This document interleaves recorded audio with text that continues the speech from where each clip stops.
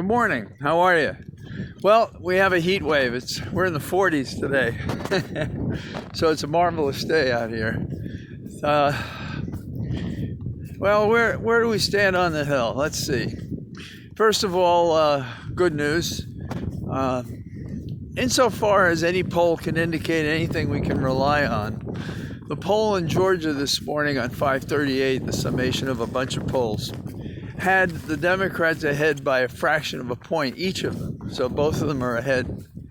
Now, in a get out the vote election like this, I don't know how much we can rely on the polls, how many people are going to come out.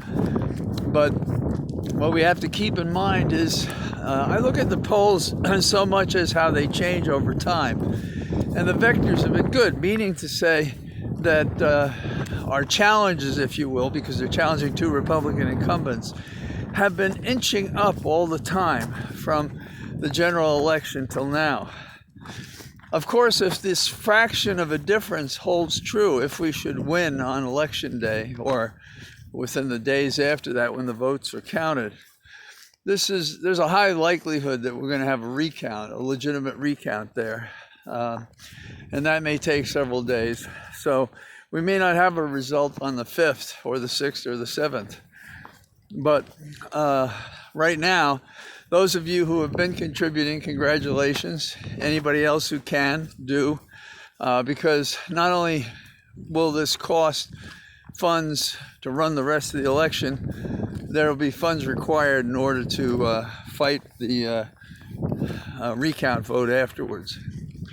In the category of could we be crazier, Alabama Tommy Tubbs Tuberville, who beat Doug Jones in Alabama, is, well, I don't know if he's the dumbest member of the Senate.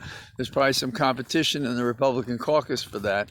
And I hate saying that, but at the very least, you can say he's lazy. What's a good example? A good example is he described the three branches of government: the House, the Senate, and the executive. Oops, where's the judiciary? Maybe he doesn't understand Congress itself is a branch of government that consists of two different sections. One is the lower house, and one is the upper house.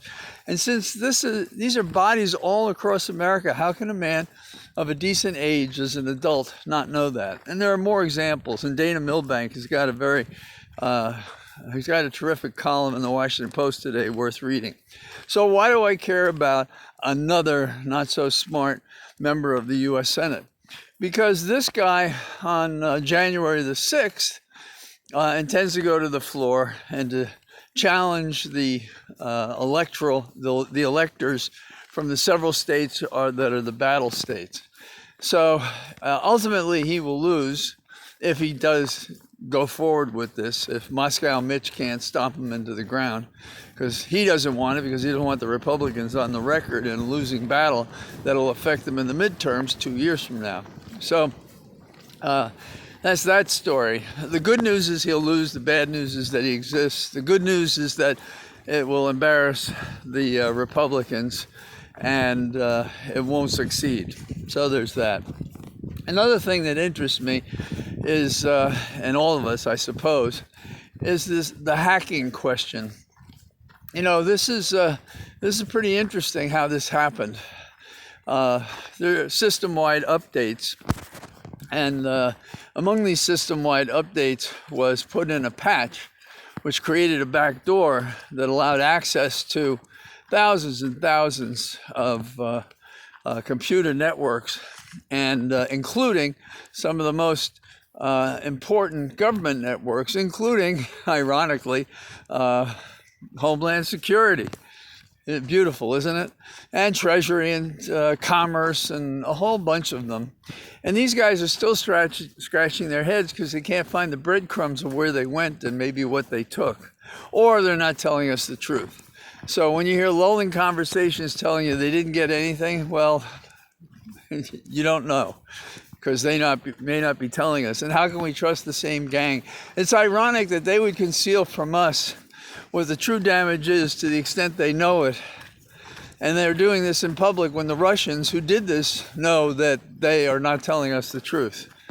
the duplicity of our government hopefully will evaporate like a mist in the morning when Biden gets into office.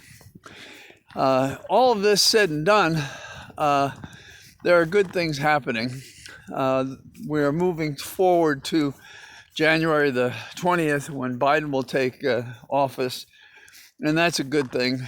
And he's gotten some terrific picks for his positions in the cabinet, and that's a good thing.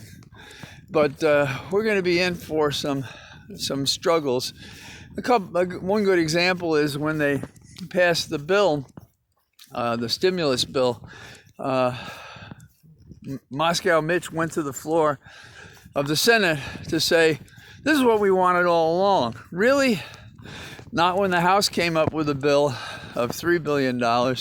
Not when there was talk of settling it when I say $3 billion, $3 trillion. Not when it was a bill at $3 trillion. Not when it was a bill at $2 trillion, $1.5 trillion. Even the $900 billion, which was the number for the final bill, they resisted. So disinformation knows no bounds. And I assume they think we all have amnesia from yesterday to today. Well, we don't. And the data points by which one arrives at a position in politics is how we inform ourselves to oust the bad guys and persist with the better ones. So have a good day. Get out in this warm 40-degree weather. And I'll talk to you tomorrow. Bye-bye.